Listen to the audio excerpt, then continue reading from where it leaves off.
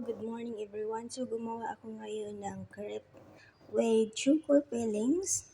So ang mga ingredients nito ay naglalagay lang ako ng number 2 na flour, and then baking powder, sugar, milk powder, fresh milk, egg, oil, vanilla, and cinnamon powder, and then baking powder and salt. So lutuin na natin.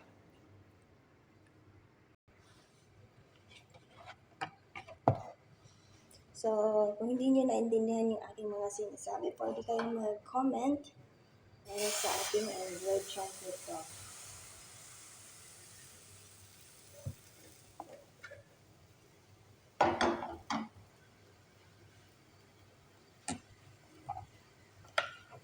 So, hayaan lang natin mag-brown ang likod, tsaka natin siya lalagyan ng chocolate. So, lagyan din natin yung isang kawali. So, dalawang kawali pala nilagyan ko, nilutuan ko para mabilis. Kasi mauubusan ko ng oras pag isa lang ang aking lutuan. So, ayan na, nag-brown na siya. Lagyan na natin siya ng choco.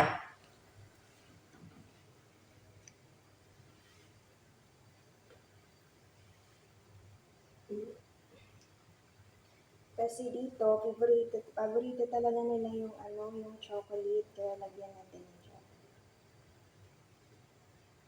Mahilig sila sa chocolate. Masarap kasi ang chocolate, charets. Ayan, tsaka natin siya tupiin. Luto na yan siya, tupiin na natin. Mas madali kasing gumawang magluto pag may spatula tayo ganito kasi nakakatulong siya sa pagluluto at siya pagtutupi. O diba, mabilis lang. Kailangan lang talaga mainit masyado ang ating lutuan para hindi siya didikit. So, ayan na, luto na siya. So, ganun lang. So, ilagay natin sa ating lagayan. So, ayan, ilagay natin siya dito. Medyo blurred yung aking becho. Yung aking marumi siguro. Hindi pa nalinisan. So, ayan. So, yung isa, lagyan din natin siya ng chocolate para mabilis. Malakas talaga kumain yung mga alaga namin nito. Sa laki nito mo, kakaubo sila sa 4 sa isang bata lang yan ha. So, diba, ang lakas nilang kumain. Basta chocolate, pero pag hindi chocolate, minsan 2 lang, isa. Chocolate lover kasi yung mga tao dito, pati yung tatay nila. So, ayan. So,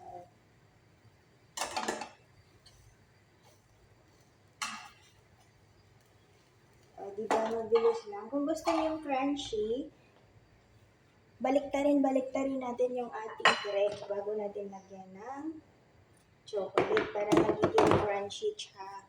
Pero dito, no need na ang crunchy kasi nga,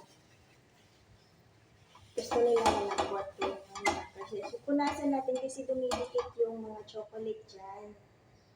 Bago natin lagyan ng mantika. Ganun. Tsaka kailangan mainit siya para hindi siya didikit. So, punasan natin yung isa.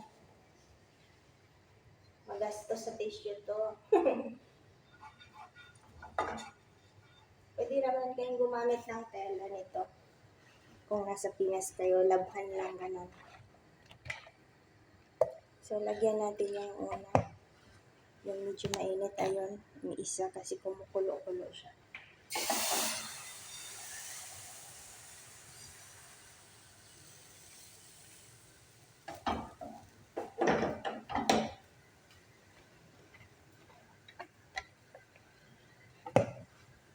So, isunod natin itong isa.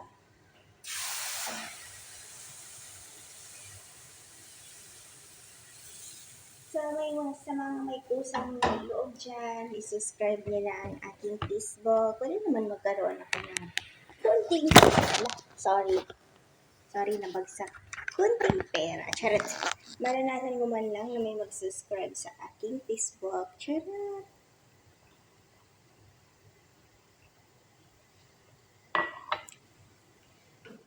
So, ayan, sabay-sabay natin lagyan ng chocolate kasi mabilis siyang mag-brown pag mainit masyado ang ating kawali. Huwag kayong mag-alala guys, kahit ganyan na siya, luto na siya. Kahit hindi siya nabaliktad, luto pa rin siya. At walang matitira talaga. Matirang matibay talaga ang aming mga alaga. So, follow for more po tayo.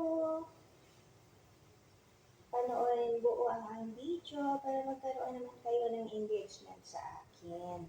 Kasi pag once na mag-comment kayo sa aking video, nanonood rin ako ng video nyo, full yan, mag-comment at mag-react din ako, diba? So, ayun nga, tatlo lang pala ang mga alaga namin ngayon. Kasi medyo malaki na sila, sobrang laki na nila. Tawagin ko na sila ngayon para kumain. So, magluluto ang tira nito ay amin. Sa aming tatlong katulong. So, ayan. Lipat na natin sa ating lagay. Ayan na yung luto. Pinagsalubong ko na lang. So, thank you for watching guys. More follow po tayo for more videos to watch. Comment and react. Share na rin kung gusto nyo.